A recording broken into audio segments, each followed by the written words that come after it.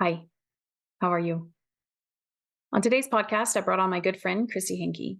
Kristie's got over 20 years of experience as a pediatric speech therapist and 16 years of being a mom to twins. Kristie loves to use her expertise and skill set to support parents feel confident and connected with their children. I hope you love this podcast as much as I do, because we talked about all things parenting, tuning in and listening to our intuition and our sacral above anyone or any book, and really honoring that our children are their own unique beings and really tuning in and supporting each one of them individually. So let's dive in. Let's talk about one of my favorite topics, parenting, all the things. I think this has become one of my most sensitive topics, I think, because I have probably transformed so much on the way. Don't get me wrong. Still have my days. Same. I'm not saying that.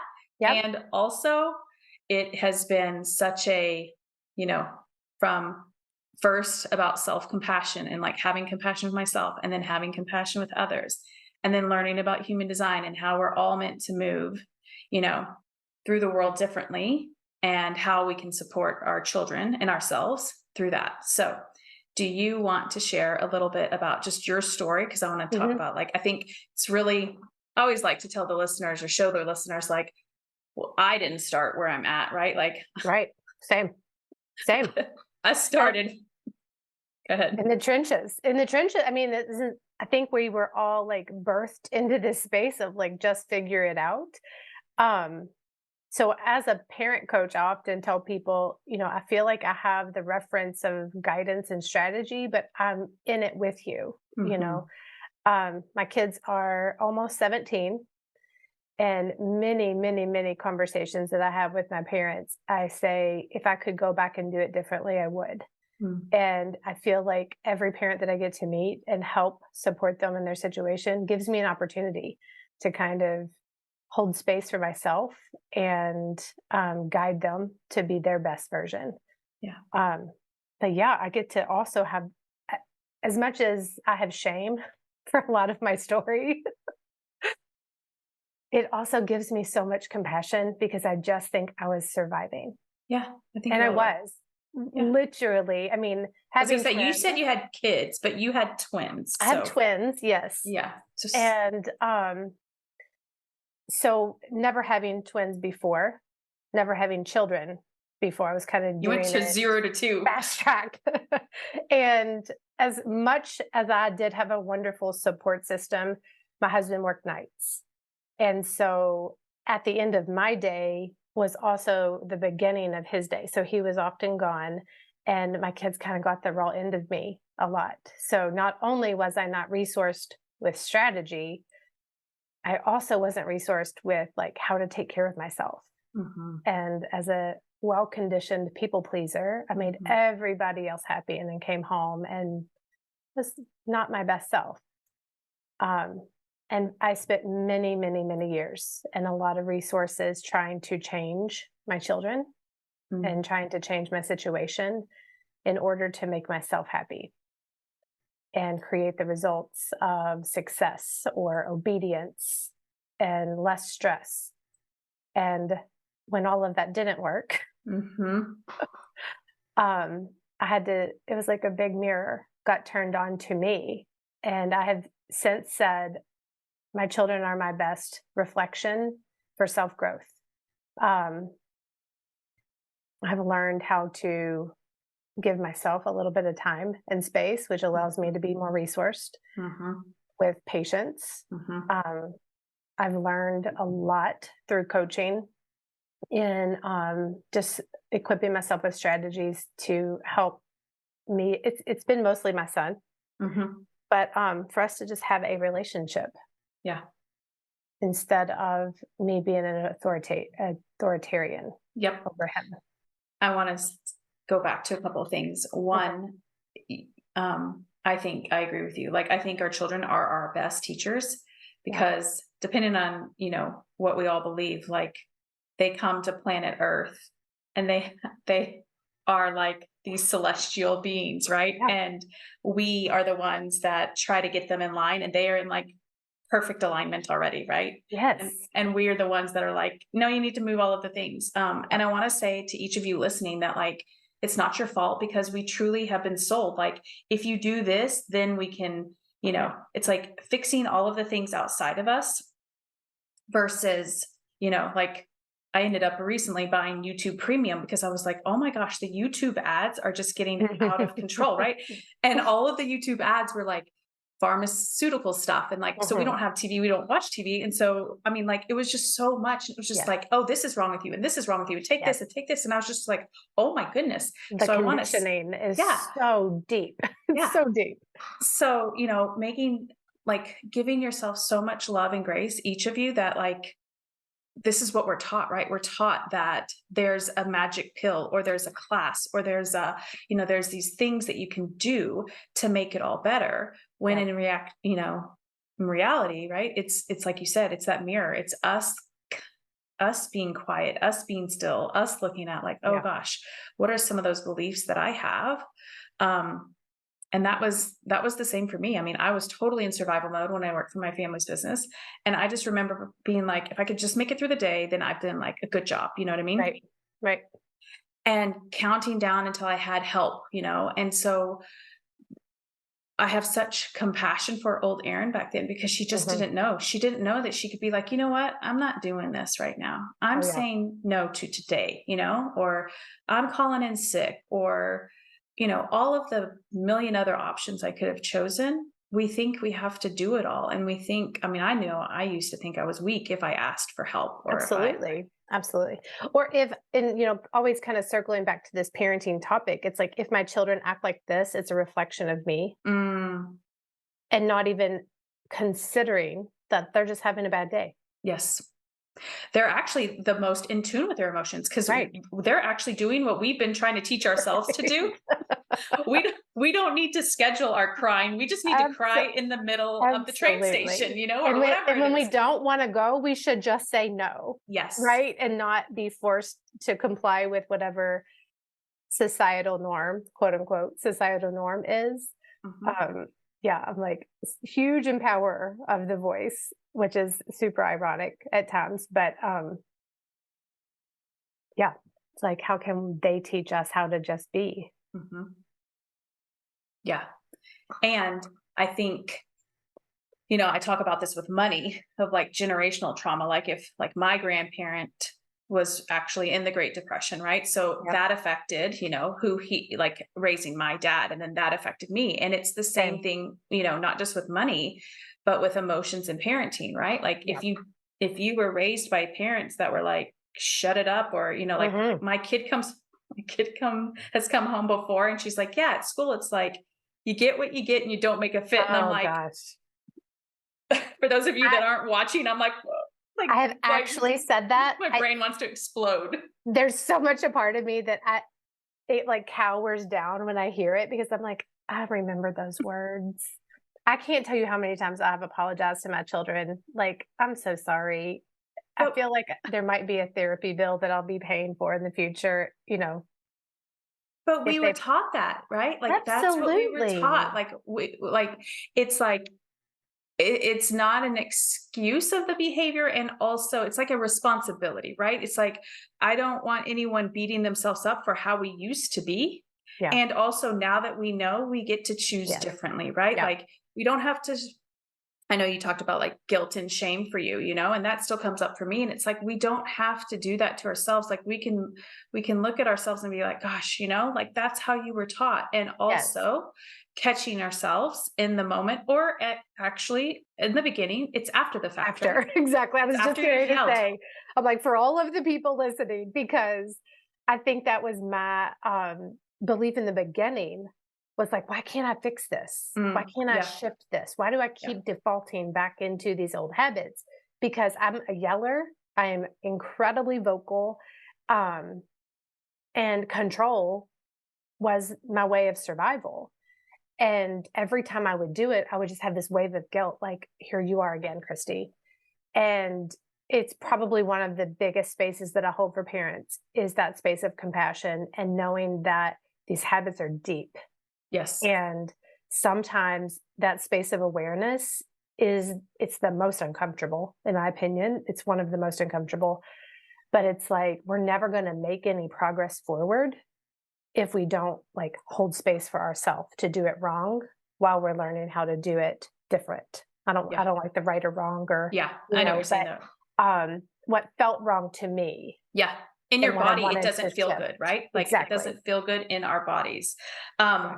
You know, and that goes back to like neural pathways, right? Like we Yes. have such, you know, and you can Google this, but like the neural pathways that we have built that are the fastest, right? Like your brain, your body realized if I yelled, then I got a reaction from my children, Yeah, and then this is what happened, right? And so it wants to go to that path as quickly as possible. absolutely. And so when we're trying and changing our behavior, we're going to keep doing that way. And the way that we learn it is that after the fact. And I think what's so important is that how we repair it, right? Like Mhm. after I've, you know, even yesterday, you know, we were at Lululemon, and I do not like to shop. I And could my not see you in that shop. and my child loves to. And I got so frustrated. She was changing, and I was like, "Hey, dad's outside." I'm like, "I'm ready to go." And I didn't tell her I'm walking outside. Mhm. I just walked outside. I was like, "I've got to get out of here." And like the repair, she's like, "Mom, you didn't even tell me you're going Right. outside." And I said, "I'm sorry. I didn't do that." Right. Like I didn't think anything of it. I just was like, Yeah. "Get me out of this place." Right. Yeah. And to her, it could be like, she could have, you know, developed a story of like, well, mom doesn't care. Mom just walked Right. out, or mom doesn't, whatever. Right. And so saying, I don't do it, you know, Mm. correctly all the time Just that owning it. yeah, Yeah. yeah. Agree. And I do think that is that space that I can look back upon my journey as a child, looking at my parents, Yes. because I used to have a lot of anger for Mhm. them and appreciating that they were doing their best with what they knew. And that's the gift that I have been given to say to my children, Mhm. like, I am going to do it wrong. And like, I was stressed out about X, Y, and Z, and you didn't deserve to catch my, blow up or whatever in that moment.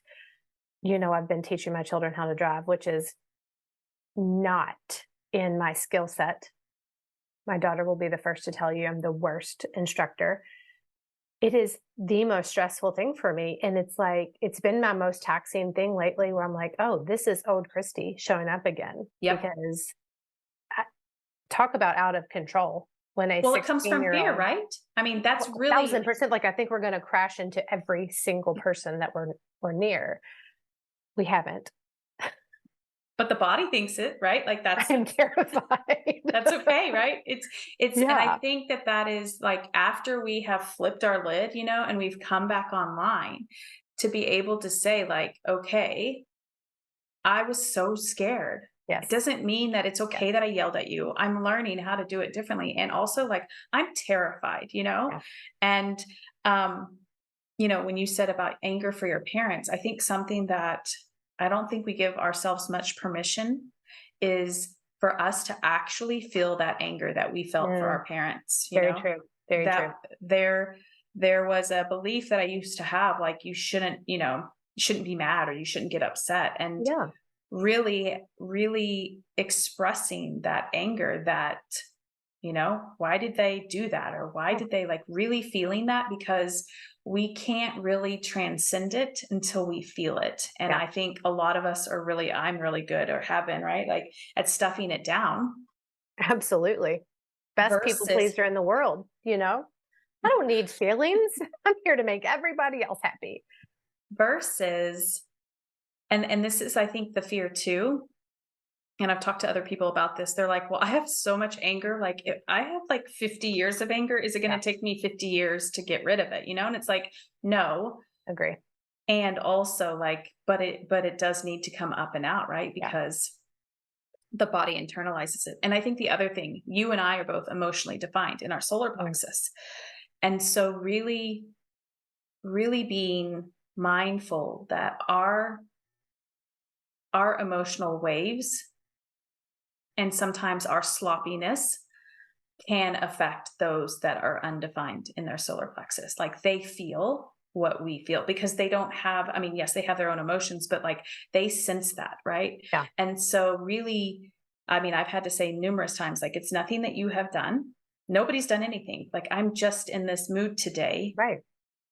and mom needs time by herself or, and so just really honoring where we are. I think that also we haven't given ourselves the opportunity to be like, I need some time alone, or I need to be by Yeah. myself in nature, or And I think that's such a cultural thing too. I think that as a parent, so many times I took on the role of making my children happy. mm, And I mean, back then I had no idea what human design was. no, nobody. Yeah. And like, I'm a manifesting generator. Both of my children are mani gens. My husband's a generator. So we got lots of energy and emotion in our house. And to know that everyone was entitled to their own experience and Mm-hmm. that it wasn't the other person's job to fix it. Yep. And I think that my husband and I have been able to start to model that for Mm-hmm. each other in hopes to teach our children that now that they're older, but appreciating that when you do need time, that it's not a reflection always of what is happening with the next person, right? Mm-hmm. And so that when our children, when they're little, I mean, how emotional can every single toddler be? Oh yeah. And I say toddlers and teenagers are the same, basically just different levels of height and independence. But to know that our job as the parent isn't to fix it. Yeah. Right. It is literally, I have the word co-regulation down Mm-hmm. because I didn't even know what that word, I didn't even know what self-regulation was. Yeah. Because clearly I didn't know how to do it. And so helping myself know what my nervous system was feeling, knowing how to find like a grounding routine or, way to ground myself and calm. Mm-hmm. And then I could just hold that space so that my children could maybe even pick up on my vibe Mm-hmm. to calm themselves, right? Mm-hmm. I'm like modeling for them, how do you calm down in these moments? Um, because I'm like this, I know that my thoughts can go everywhere. Classic Manny Jen here. But also in the same respect, how can I be angry Mm-hmm. in a way that is safe? Yeah. Because I've So shared with you, because anger was not safe yeah, I think that growing up. that's, and that is a lot of what, I mean, obviously I have a husband who's a Manny Gen. I have a daughter who's a Manny Gen, right? My dad is a Manny Gen. My sister, I mean, I got a lot of Manny Gens in You my do. life. And also like that is like, for generators, it's mainly frustration is what we feel. But for Manny Gens, it's frustration and it's anger. Yep. And so I think it's really important to elaborate on that because I think that we think that, number one, it hasn't been safe to feel the anger. And number two, like that is a natural thing you are meant Absolutely. to feel, right? Yeah. And so it's just an invitation for you to get to come back to yourself and be like, where am I not, on my path? Because this is showing me something that I'm not jiving with. Right. Right. And so when you mentioned about like tools or grounding, like what has worked for you Hmm. either in that moment or after the fact in order to ground yourself and to kind of come back online. I am a verbal processor, which you and I have a Marco Polo. So you Mm-hmm. know all of my words that I say. Having a safe space to verbally just get it out of my brain sometimes and know that the person that is listening isn't going to um, patronize it Yeah. or try to fix it. Yep. Really, just sometimes it's an opportunity for me to just get it out of my body. Mm-hmm. Journaling has been really helpful for the things that I'm not safe or comfortable saying out loud for my own shame and guilt. So, being able to write it and then shred it or burn it Mm-hmm. has been a really powerful tool for me. I've really gotten into more like yoga, meditation. Mm-hmm. Movement has always been kind of my default, but through movement, I also had a bad relationship with like overworking my body. Mhm. So I've backed Like from off. an exercise standpoint, like, Yes. okay, Yeah. so you are being mindful that like, okay, is that coming from a like overexertion or Yeah. really just getting the anger out? Yeah. Yeah. And really it would be a positive distraction, like if I'm lifting weights or doing something that has my attention, I was really basically avoiding the Mm. emotion that got me into that frustration in the first place. You Mhm. know, Mhm. um, as a person who has always been a go, go, go person, sitting in stillness Mm. was really difficult. Mhm. But now it's one of my most favorite things to do. Mm.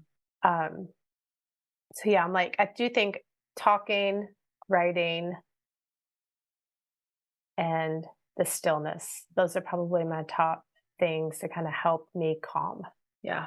And to each of you listening, right? Like you have to play with what works for you and Yes. what, like I have a friend that does kickboxing. It's like, I don't Right. really like kickboxing, right? But I Right. do like to lift heavy weights, or I do like to get in nature and just like, even sometimes just like that, like with my throat of like not yelling, but like Yes. just that reverberation. So for each of you, like you're just going to have to play with like, do I like that or do I not like it? Right. And does it feel good? And does it release where we are and get grounded? I taught Grayson, like, you can just scream into a pillow and Yeah. like now Yeah. she does, and Yeah. it's just like, and I think obviously sometimes in the moment, maybe we forget and we walk into our room and we just, yell. And also it's just always just coming back to that, like, okay, how do I want to handle it next time? With us being, emotionally defined, because a lot of times I think parents are like, oh, they're so emotional. And it's like, depending on if they have a defined or an undefined solar plexus, that could be true. Or it could be that they are just sensing all of our energy that we Yep. have, like, as children, the parents don't have to say anything, right? They can Oh read no. and feel Absolutely. the Yep. energy. And so we think that, air quotes, there's something wrong with our children because they're so emotional. But really, the question we might want to also ask ourselves is like, how emotionally charged am I? What am I Right. bringing to the table today when I show up to be with them? How is that, coloring their experience? Yeah. And back to the nervous system conversation too. I'm like, not to rewind too much, but it's totally synchronistic. One of the other things that I had to notice was what were the things that were unproductive? What were the habits that I'm doing that are also unproductive? And like, I like wine. It's a train wreck for my body. And I know this and I still drink it occasionally. If I over exceeded my caffeine, if I've spent a lot of time on social media, if I've been around people that are kind of toxic for me, it's like that immediately dysregulates me. Mm-hmm. And that is a conversation that I oftentimes have with parents too. It's like, look at the child's environment, Yes. and we can't look at just their behavior. We have to look at like, what is the input happening? I mean, unfortunately in America, sugar Mm-hmm. consumption is just Rampant. everywhere. Yeah. Yeah. And, if I had a choice to eat brownies all day, of course I would. And, you give a toddler a cup of juice, they're not going to turn that down. Yeah. So I've kind of walked parents through like, what are the things that dysregulate your child? Yep. And it could be something like going into a restaurant, Yes. I was you gonna say, know? depending on how loud it is, how Yes. many if your child goes to preschool or Yeah. daycare, like, I mean, for me, I know I'm very sensitive to sound. Same. And so I immediately get uh bothered, frustrated, Hmm. agitated is the Hmm. word that comes to mind. I get agitated when Yeah. I'm in a restaurant that it's loud, right? And so just like you're saying, being so mindful of like what is soothing to, and they're going to be probably different, right? Like I don't have multiple kids, but like you could have several kids and they could all, like, one could Everybody's different. thrive in the loudness, right? And Yep. the other is just like a complete shutdown. Yep. Noise is a major trigger for me. And it's the joke in my family because my husband, the first thing he does when he wakes up is turn on the television. I'm like, And I'm like, what we get in the car, first thing he turns on the radio and it's a commercial. And I'm like, I cannot stand this. You have to turn it down. And so now I will reach over and he'll say, that's mine. Like, that's my radio. Okay. And I'll say, can I just have a minute to acclimate? Mm-hmm. But to think about this, I always tell parents this. I'm a grown woman in a brain that is somewhat civilized, right? Like, I Mm-hmm. have language systems. I have Mm-hmm. experience to build on. I have autonomy to say, please turn that down, or even reach and touch it myself. It's like we're doing our children such a disservice to jump to the behavior Like to without try to correct the considering. behavior Yes. without even understanding what's going Yeah. on. Yeah. And depending on what age, right? And if they're talking or not talking, like God love, I mean, like I have an undefined throat and everyone in my family has a defined throat. There are times when I literally cannot get my words out and they're like Mm. trying to, pipe in and say what it is for me. And it's just like, give me a second Yeah. to let it all connect, and that's taken me some time to get to that space. But I say that to say these babies, right? They don't have the language. They don't Exactly. have the words. They don't have all of that to say. So it's like frustration looks like throwing yourself on the floor. Frustration looks like biting or kicking or whatever, Exactly. like all of these Exactly. things. And then we've been taught these books, right? Or our pediatricians or whatever that say that's not the way it's supposed to be. Mm-hmm. And I'm like, I have all the Just, thoughts. yeah. So you and I were in, I don't know, Utah, and went for a walk, and you were very Yes. angry Yes. about whatever. Yes. And I started talking, and you were like, I just need you to listen. Yes. It was one of the most powerful experiences that I had had with another person, because I knew what you were saying. Mm-hmm. I understood why you needed me to stop. Mm-hmm. Does that make Like sense? just like how you Marco Polo me and you're able to just vomit it out. Like Yeah. I needed to walk and talk and to get it out. Yes. And I needed a safe person, Yeah. right? That But I you could needed me share to that with. not help you fill in anything. You were just like, just listen. And, queen fixer over here. I'm like, but this. And you're like, no. And it was just such a powerful space that you held for yourself. So just appreciating that, like, when you know that detail about your human design, that, with an undefined throat, I don't know. Again, Yeah. that's not my specialty, but you can elaborate on that. But with that being said, the caveat that I have is, so many adults will say to children, use your words. Oh, that was me. And I'm like, as a trained speech therapist, I'm like, let me go on and tell you, if they had them, they would have already used them. Yeah. Because language is easy. Now, accessing the language is not easy, especially when you're triggered. But I'm like, why are we looking at toddlers and putting this demand on them to use their words, quote unquote? They don't have them. Oh, this is so good. Can I unpack this even more? Because Yeah, I think that I was that mom, right? Like use your words, like tell me, absolutely. blah, blah, blah. It's like, it's what And we're with the taught, right? best, I'm like, with the most Of compassion, course, right? with them, With the like most compassion. that's the caveat for everything, right? Like it's always from like we've been conditioned that way. And Yes. also when you actually think about how 70% of us are sacral beings, how we move towards something or we move away from something when we either want it or we don't. Yeah. Like that is the fastest. Like I think children are the fastest way to teach us sacral beings Mm-hmm. how to honor that, right? Because they're like, you want Yeah. chicken nuggets? It's like, Nope. no, Nope. right? Or you want to go Yep. to the park and they're like already, running, they're already gone. They've already got Yes. their shoes on, Yes. right? Yes. And so as parents, yes, we want our children to talk. And maybe that's because we want to be able to actually communicate with them. Of course. Maybe it's also because we've been told that they should talk by a certain age. Yes. All of That's these true. different things, right?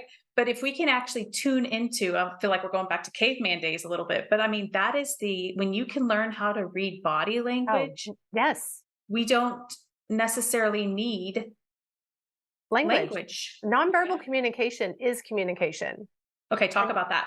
I'm more. like, oh gosh, that's a whole soapbox for me. I mean, as a speech therapist, I support a lot of children that are on the spectrum of autism, and now individuals are speaking up and they like to be labeled as autistic instead of on the spectrum. So I'm going to use that language. But Okay. A lot of children that are autistic are challenged with social communication and actual speaking. So not So only do interacting they with Yes. people So that are not in only their do they not circle. know how to speak with language, they Okay. also have trouble with that body language and that Okay. nonverbal interaction. Okay. And so time after time, I'm watching children show preference to not engaging. And Which is their way of saying, I don't it want to, or yeah, they, just what that is yeah. just their preference, you Okay. know? And it almost puts a, like a sever or like this line in the sand where people will say they don't like to. Hmm. And it never gives them an opportunity to see when might they want to, you know. um, Movement, sensory play is usually a preferred thing for people just generally.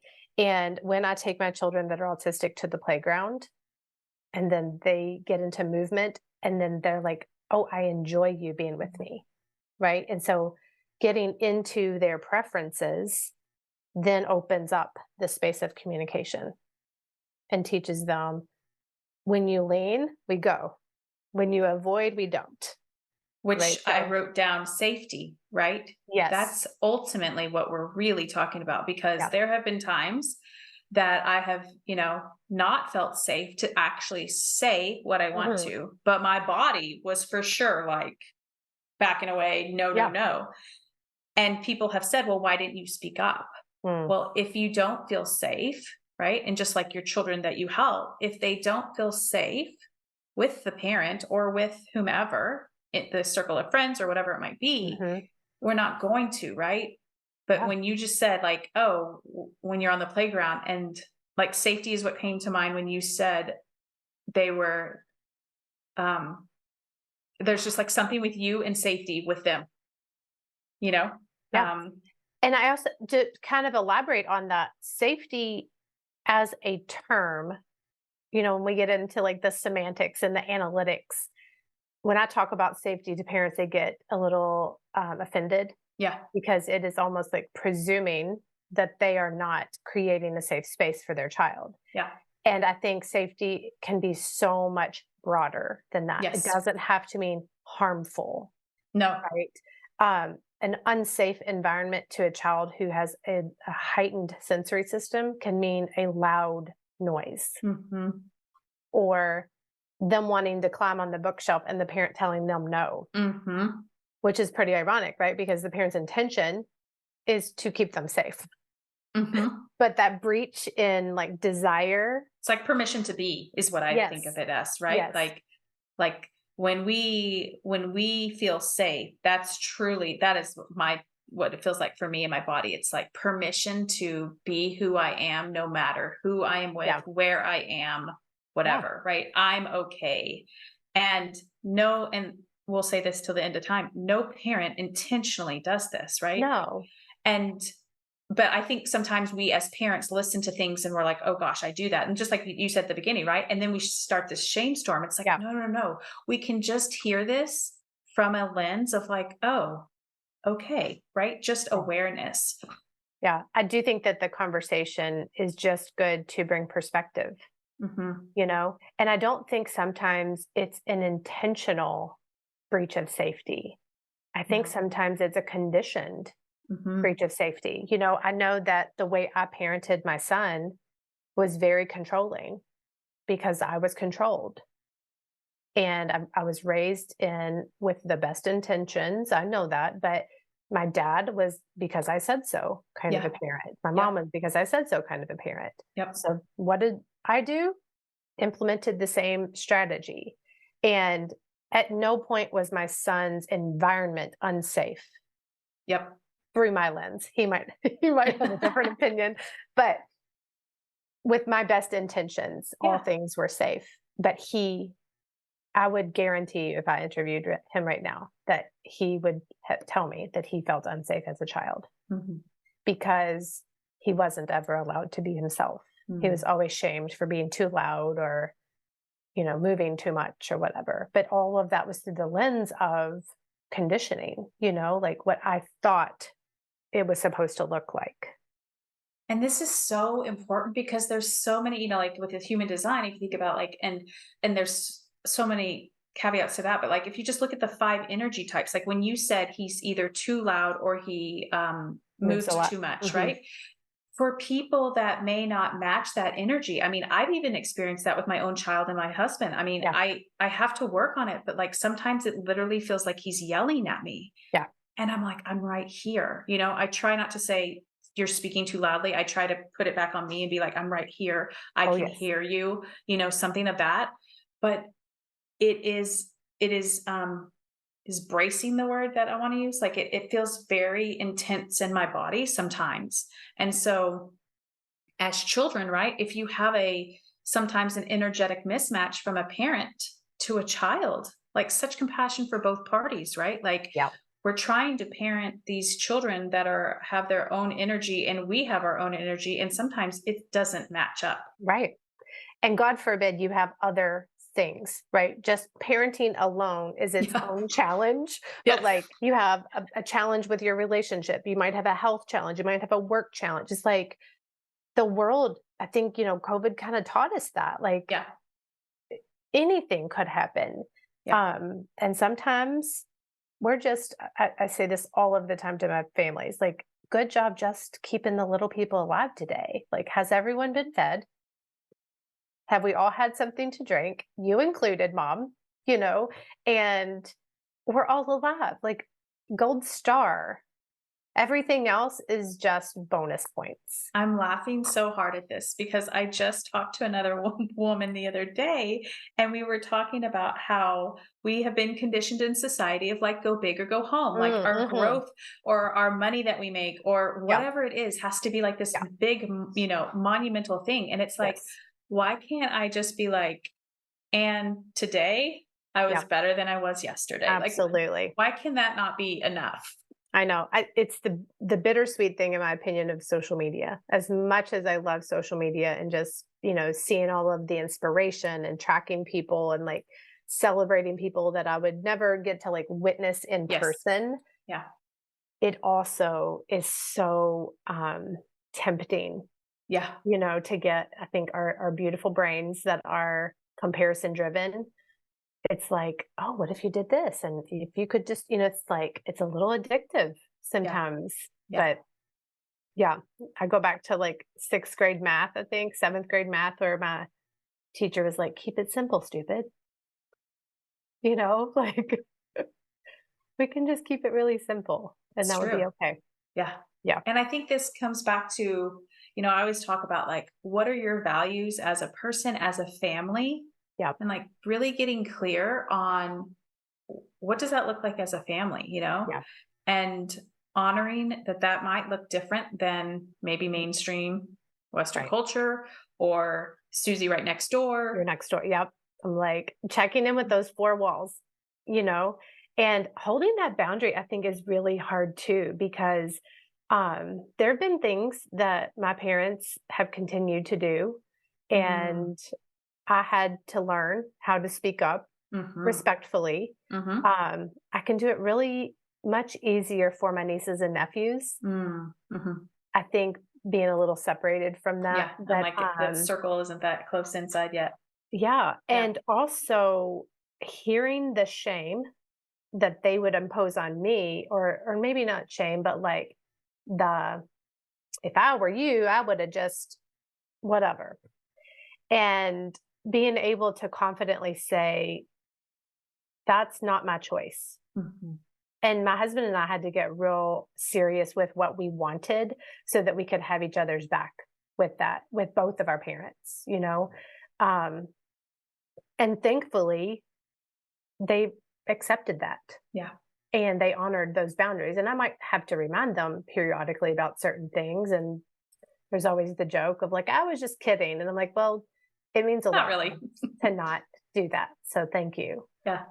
But talk about like speaking up and having your voice. And It's I mean, tough, right? nothing is more triggering than approaching your parents about something.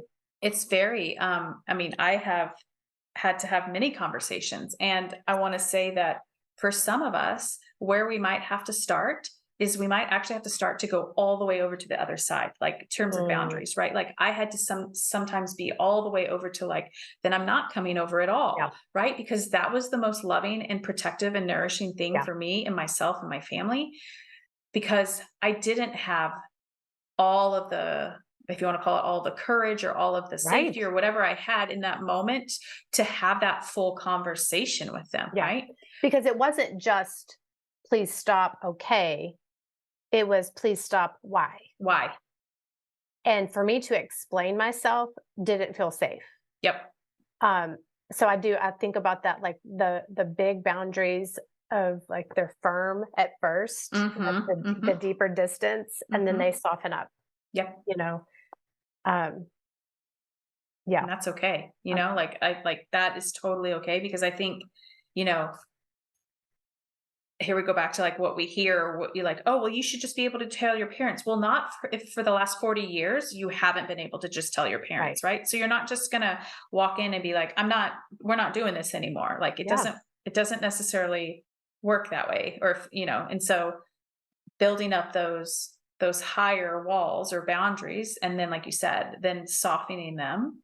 Yeah. And then and I want to touch on like this goes into like listening to our own inner knowing Mhm. of, you know, because we have so many outside influences. So what do you tell parents, or, help, or what has been for you of like really honing in on that and honoring that? The first thing that I do intentionally is hold that space for them, that I am not here to tell them what to do. Hmm. So appreciating that, myself included, I know you've had experiences too where we have gone to a professional to seek guidance, that once we got that guidance, it was like, wait a second, that doesn't quite seem right. Hmm. But the conditioning, like we don't go against authority, or we don't question our authority. They know better than us. They have so many years of education Exactly. in this topic. Exactly. Yep. So you don't counter their opinion, and then whatever the future is, you realize, oh, you should have really just stuck with your intuitive knowing anyway.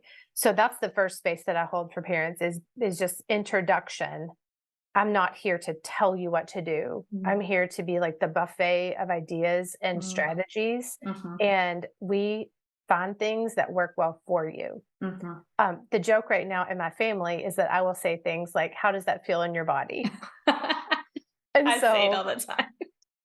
and so my husband will say things like, last night he made a taco salad and I was eating it, and he said, "How does that feel in your body?" And I'm just dying laughing, because as closed-minded as he is to so many of my things, he hears me, Yeah. you know?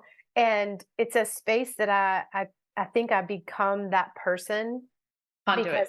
I will say it to my kids, and my Yeah. daughter is, "It's fine, everything's fine," and I'll say things to her like, "But how does your body feel about that?" So that's probably one of the most consistent and intentional things that I do, is just hold that space where I remind them that I'm not here to tell them, but also I ask them, like, how does that feel to you? Mhm. And when this doesn't feel right, I want you to trust that and have the confidence to come back to me so that we can brainstorm what would be next. Um, Talking about safe anger, Mhm. that's a space that I talk to a lot of parents about, because most parents don't ever want their children to express anger, you know? And when I ask them, what would safe anger look like in your home? Mm. And they're stumped. I Mm. would say 90% of my parents are stumped. And they're like, I don't know. And I'm like, I'm going to give you a suggestion. Maybe you give your child permission to stomp around. And I'm like, take that and kind of borrow it for a little bit, and then come back to me and tell me, how does that feel to you? Mhm. And so I feel like it's a dialogue that I have with parents Yeah. instead of a instruction. Yeah. Yeah. And like a slowing down, right? In order for Hmm. us to feel what that feels like in our bodies, which I used to be queen of like go, go, go, go, go, Hmm. slowing down to actually feel what does that feel like, Yeah. versus I don't know if some of your parents feel this way. It's almost like a to-do list or a check off. Like we need to get the kid to start talking, right? Oh yeah. Versus the experience of, okay, taking it by day or visit by visit, and slowing down and being like, oh, but does that actually feel good? Does that feel Yeah. like I want more of that? Or, ooh, that doesn't feel good for me. And to think communication is different than talking. Elaborate on that. So I think, I mean, kind of back to what we were talking about earlier with nonverbal Mm. communication, right? Mm-hmm. So communication is like if we had a hula hoop and, it just keeps going around in this circle. So I think heard somebody say it the other day, was like send and return. Mm-hmm. So it's like you say something, I say something, you say something, I say something. I reach, you look, right? It's just it's an engagement circle. Mm-hmm. And talking can just be words that have no intentful meaning. How often do toddlers say mama, mama, ma, and it doesn't mean mama? And so to think about communication is really the thing. That's where like the meat and potatoes is. And that requires the parent to be present. That it requires the TV to maybe even be off. Right.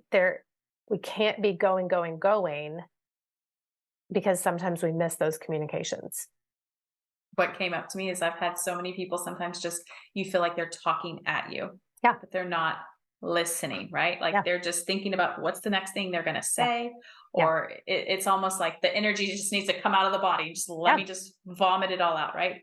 Yeah. Versus communication of a two-way street, Yeah. back and forth, or And I think too, when I help parents see that communication can be more than speaking or more than talking, Mhm. they lean into those little bitty moments, Mm. like when a child says like mama, mama, you lean into it and you smile. And Mm. it's like you're giving that child that reciprocation back, Mhm. right? Mhm. When the child is reaching and pointing and not saying a word, and you look at that thing and you're like, yeah, airplane, right? Yep. Like when you honor those little things, it is what builds and creates more. Mhm. Um, that intuitive, I'm like, I feel like I just heard something the other day and it was so reinforcing in my brain that the whispers of your intuition, they're so subtle. So And the more that you start listening to, like, they happen all of the time. Like as I'm coming downstairs, it's like, don't forget your water. and Right? they can Like happen in, so, yes, and they can so happen, little. and I wanna say this too because it's really important. They can happen in so many different ways, like how you hear your intuition or how you, right? Like Mm, you might hear it. It's almost like this, um, a nudge, but it's like from out of I don't hear anything. It's just like, um, I see something, I'm like, I need to take that, or I need to do mm. that, or you know what I mean? It's almost just like this. And so just getting in touch with Yeah. What how is you it? What is receive those yours? yeah. Yes. And it can change, depending, but like really just being really mindful, or like when I say mindful, what I mean is like aware, sensitive to like Mhm. what is yours, and noticing like when you do it and when you don't do it, right? Right. And Just as not to have shame evidence. for it, No, no, no, no, I'm no, like, how no. many times would I be like, oh, I shoulda? And it's like, yeah, that's just like a gentle reminder of like, it's here for you. Yeah. It's here to help you. That's it. And that's the thing I think too is like I used to like my mind used to want to like connect the dots, like, okay, well, Mhm, mhm. it said, or I felt this urge there. What does this mean? That's the word I was looking for. The urge to do something. And then I would want to be like, well, nothing happened. Why did I take this? It's like, I don't know, but like just Yeah, honoring it and listening to it as I do it yeah. builds that, builds Mine, that. mine is usually about food and water. I think that. Because it's probably like the least thing that you, right? It's like one of the Oh, least things that you constantly, take care of yourself with, right? So it's constantly. like, I mean, bring all the I am things. always eating something, snacking or something, but I think that that's a very deep rooted safety thing for me. Mm, mhm. Um, but yeah, and my husband would probably agree that every conversation that we have about going somewhere, it's like, where are we going to eat? And He's like, I don't know, a restaurant. It doesn't have to be that complicated, but yeah, I do travel with protein bars at all times. Just, Yeah. yeah, good habits. But You have anything else that you want to say? Add to? I don't know. I feel like I always just love to reiterate the compassion piece. I think you were a wonderful introduction to that category, to that topic for me. And I'm so grateful for that because I wasn't, my parents were loving. My parents provided for me, but compassion didn't exist. It So was what a do you lot of say? tough love. What do you say to the Kristies and the old Aarons of the world that Mm, are like self-compassion? that it's not weak. I feel like, as I'm witnessing, I go into daycares a lot of times and witness these teachers that through my observation, I don't feel like they are having compassion. Mm. And the opposite of that to me is control. Like they think if they have compassion, they've lost control. Yeah. I wrote fear, And right? It's yeah, fear. yeah. And when I remember reading the book that you had suggested, and as I was first like digging into this explanation, I was just like, that's weak. Like you're letting your guard down, like you're just basically a doormat. And you get to allow all of this stuff happening. And what I realized was I was that critical of myself. And so giving myself compassion was my start. And it just felt better.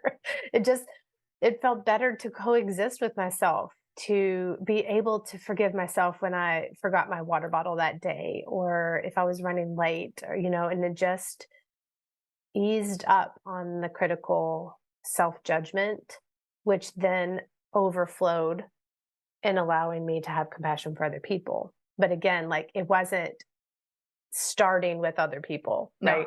it's got to start. Yeah. Starting within. Yeah. And, our brains want to, see like the duality, right, wrong, black, white, whatever, right, good, Mhm. bad, versus it's not like not having self-compassion is bad or wrong. It's not, Mhm. right? There is nothing. It's what you just said, but it just feels so much So, better in your yeah. body, right? Yeah. It's just like warm hug, hot tea, nice warm Mhm. blanket, whatever you want. Mhm. And for those of you that are like, oh, I'm not sure because this was me, try it out like Yeah. a test drive, right? And if you don't like it, you can always go back to Yeah. how you currently are. Like you already know what that feels like, right? And if you don't like being compassionate, that's okay. You can always go back. But I think that there's this underlying fear. And I wrote down like allowing versus condoning, because that's what I thought. Well, if I am Mm. really compassionate towards myself, then I'm just going to think that it's completely okay to like just not do anything and, Right. not, if I don't reach a goal, then I'm just, Right. versus no, it's just more so of a softening and allowing. It's not saying like you're completely bypassing and being like, Yeah. oh, it's fine that you're not, whatever. It's just like, okay, what Well, can and we learn from here? I think sometimes my brain can like jump into the deep end too of like, well, then I'll just never have a job and That's what all of it. That's what I'm saying. Like I'll lose all that of my huge. money and I'll eat all of the food. And underneath, I had to kind of like see past that dramatic brain. Well, and sometimes I don't see past it. Sometimes I'm like really, really in it and I believe it to be 100% true. But when I get into my calmer state and I'm like, oh, okay, here's my rational thought. I have a desire to be healthy. I have a desire Yes. to produce, right? Like resources that will Creative. reciprocate Be money. creative. Yep. Yes. Yep. And so I didn't have a desire to be nothing Yeah. and to eat all of the food. It was like, it was just the drama brain Well, kicking in. that's because I think we have been just so conditioned that the way to get what we want is by beating ourselves up. Of course. Right. So Of we course. have this fear that like, okay, well, if I don't beat myself up, I can't reach my goals Right. versus no, from that innate being, we Yeah. want to create, we want to feel good. You want to, and you know what? It would be okay if you didn't work and you didn't, eat correctly and you didn't do all the things for a hot second, right? Right. And then you know what would happen, because we're expansive beings, we would get bored, right? We would be Yes, like, of course. okay, I've done that for about a couple months and I'm Yeah. done with this, It's right? like when I have my brownies and I'm like, "I've had enough of those," right? My brain just Yeah. knows. Yeah. Yes. We feel like restriction is the only way. And I'm not just talking about Yeah, food, right? Like of restriction and course. browbeating is the only way to get to what we want. Yeah, So, so good. so good. I'm like, we We could might have probably take part this. two. We I might know, have we part could two take and this part 100 three. different angles, but it's been lovely. Okay. Until next time. Lovely. I